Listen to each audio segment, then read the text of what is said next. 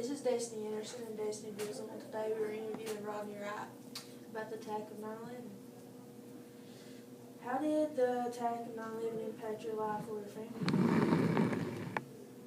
Okay. I mean, of course, it's been quite a while back. Just,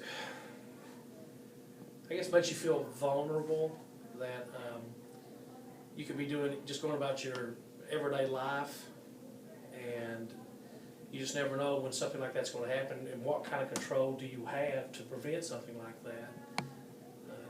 I guess just the vulnerability just made you aware of just how little you do control. How do you feel personally about the attack? A lot of anger when it happened. Sadness, of course, because you had all those folks just, with no chance. I guess pride when you saw how, like the firemen and the police officers, they wasn't running away from what was going on. They were running toward it. And I mean, I get chill bumps right now just thinking about it. And even later, just thinking about when you hear what happened on the airplane, how those guys knew, hey, this, we're not going to survive this, but they were willing to sacrifice themselves, for people they've never met. I thought that was, it just leaves you with, just, I don't know how to describe the feeling, but like I said, you can see the chill bumps right now just thinking about that.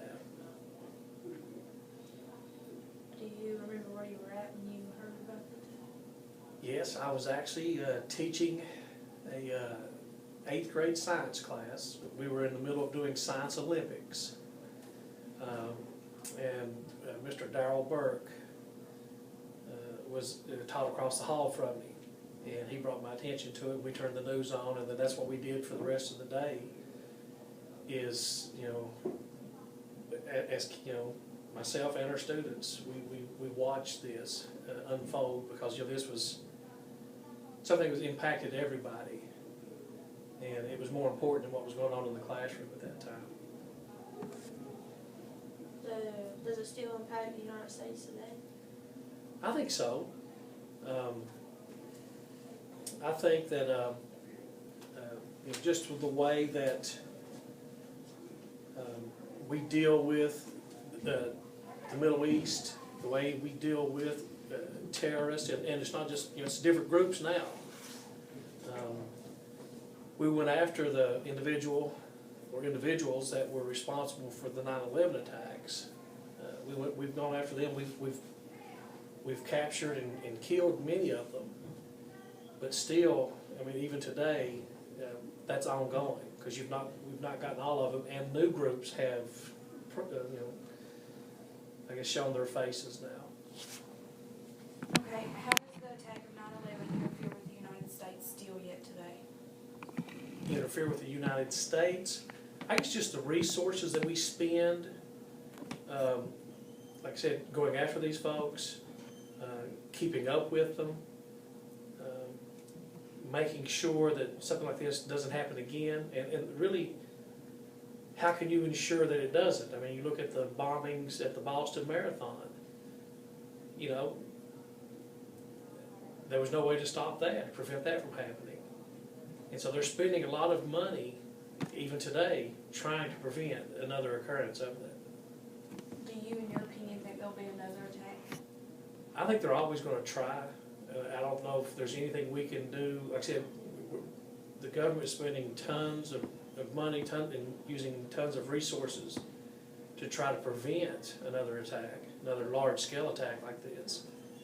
But I mean, it's almost like trying to find a needle in a haystack as far as keeping up with all the different groups and all the different individuals. Okay, do you think there's anything that we Americans can do to prevent another attack? As Americans, and not just Americans. I mean, it's not just an American thing. This is a worldwide thing.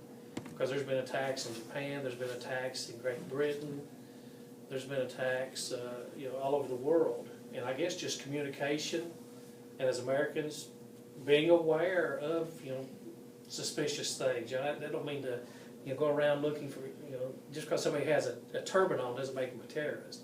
Just being aware of your surroundings and paying attention. And if something looks funky, report it, ask about it. Well, thank you for your time. You're very welcome.